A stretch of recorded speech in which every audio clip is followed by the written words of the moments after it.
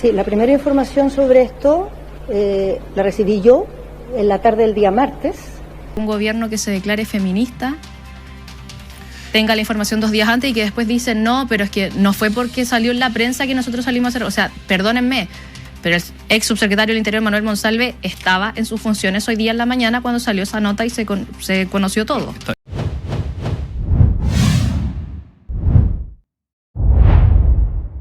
Un dolor de cabeza cada vez más fuerte para el gobierno de Gabriel Boric. Eso es lo que ha significado el escándalo asociado al abuso sexual que se filtró, asociado a Monsalve, que el día de ayer renunció, y que es un escándalo que está generando una serie de consecuencias que algunos no esperaban. Por un lado, duros ataques de la prensa, pero también está generando simultáneamente quiebres en el mundo feminista, quiebres en el mismo gobierno, y para qué decir también filtraciones de que esto se sabía hace días y ellos no habían hecho nada. Y todo esto se supo en parte por las palabras de Toá, que hace algunas horas ella dio, ministra del Interior, en donde ella reconoció que esto no se había enterado por la prensa según ellos, sino que desde el martes ellos dicen, ellos sabían que esto había pasado, pero no habían hecho nada. Sí, la primera información sobre esto la recibí yo en la tarde del día martes.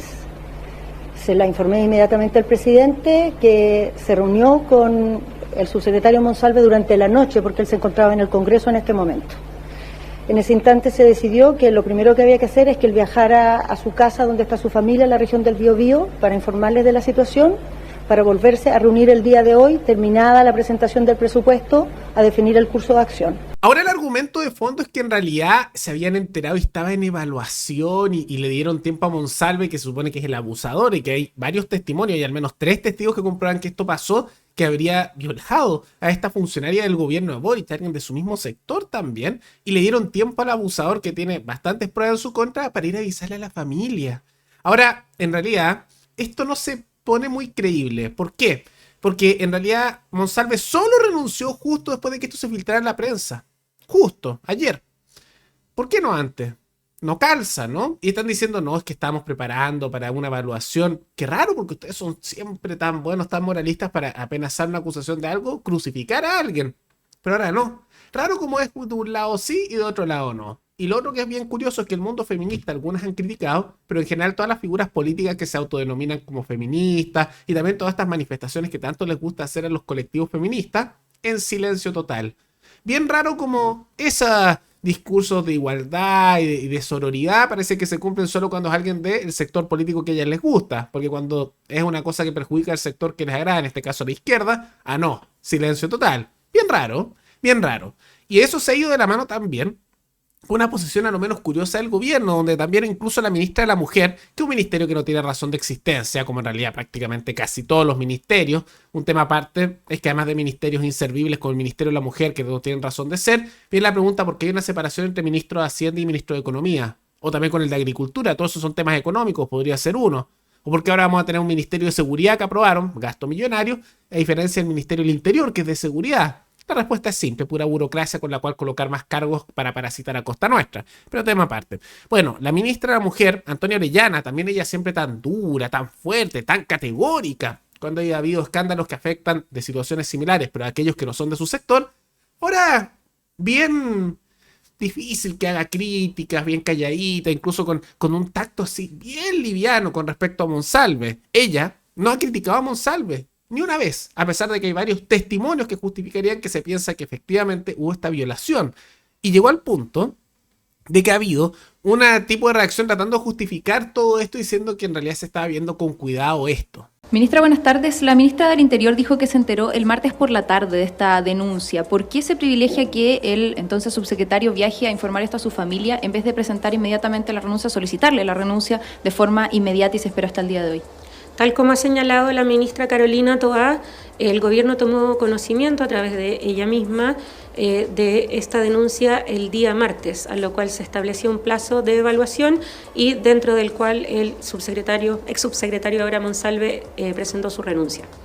¿Pero es razonable para un gobierno que se declara feminista esperar la publicación de la prensa para poder tomar cartas en este asunto? Tal como señaló la ministra Toá, el gobierno no esperó a que hubiera una publicación de prensa, sino que empezó a evaluar la situación una vez conocida a carácter general la denuncia que se había interpuesto.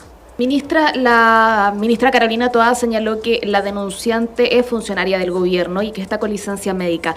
¿Cuáles van a ser las medidas adoptadas por el Ejecutivo justamente para protegerla cuando ella en su momento retorne a sus labores? Como señalaba, eso es resorte en primer lugar de la denunciante y en segundo lugar de las necesidades que se comunique a través de quien en este momento está llevando esa derivación, que es la Unidad de Atención a Víctimas del Ministerio Público. Sí, ministra, me gustaría preguntarle a propósito de cuál es el protocolo en estos casos, retomando la primera pregunta que se le hicieron, si este protocolo establece que la autoridad denunciada pueda establecer conversación con la familia antes de dejar el cargo, como fue en este caso.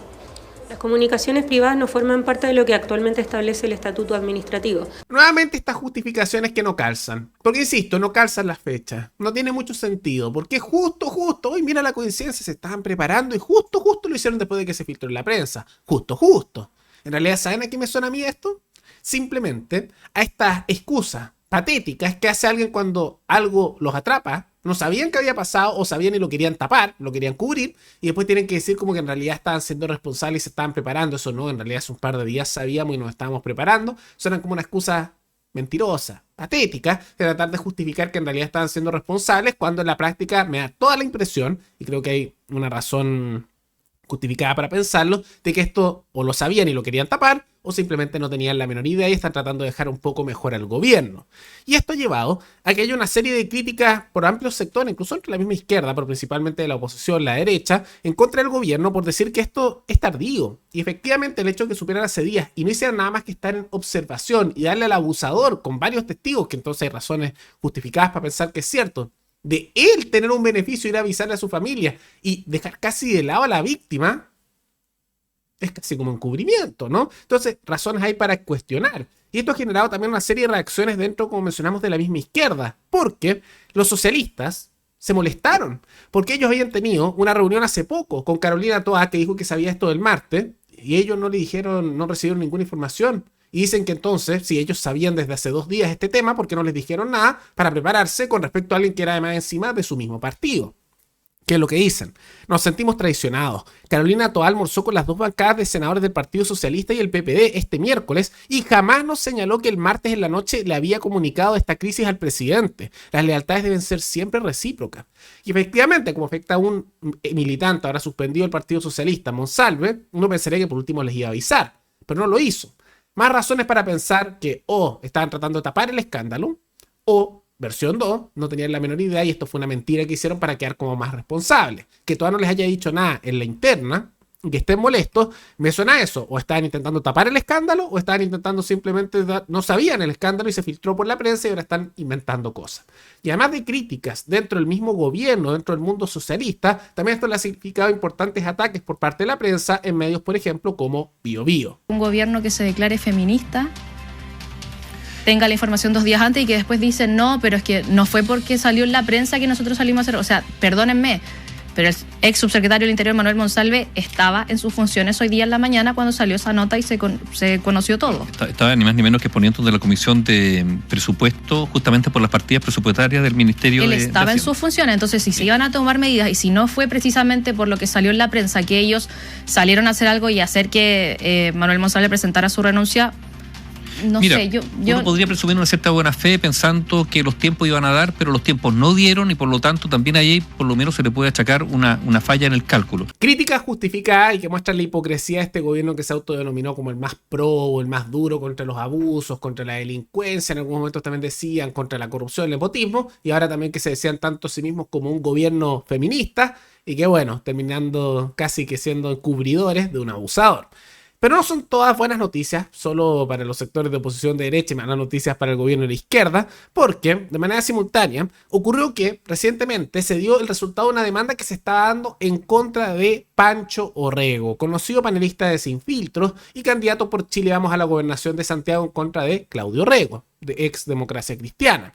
Y que recordemos que él había tenido una serie de discursos bastante duros en ese programa en contra de la periodista y también directora del medio de Izquierdadura, el Ciudadano, Josefa Barraza, por unos chats que se habían filtrado hace varias semanas, si lo recuerdan, que ella había tenido con Héctor Yaitul en medio de las investigaciones que se hacían en su contra, en donde Héctor Yaitul se notaba que para decirlo de manera un poco más cortés. Se sentía atraído por la señorita Barraza y en medio de las conversaciones de temas políticos, donde ella por tema ideológico lo apoyaba, él intentaba acercarse no solo por temas ideológicos. Vamos a dejarlo así.